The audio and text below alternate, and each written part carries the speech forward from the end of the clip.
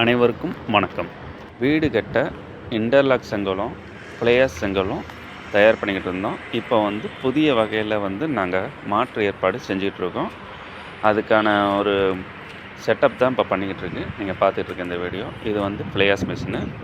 இதில் நாங்கள் முக்காலுக்கு முக்கால், அதாவது 220க்கு 220 எம்எம்ங்கிற சைஸில் நாங்கள் புதுசாக டை மேனுஃபேக்சர் பண்ணியிருக்கோம்.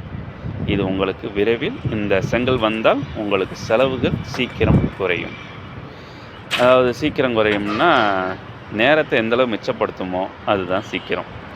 உங்களுக்கு நல்ல தரமான குவாலிட்டியில் இந்த பிளேயர்ஸ் பிரிக்கை நாங்கள் உங்களுக்கு தயார் பண்ணி தர்றோம். அது பெரிய சைஸு.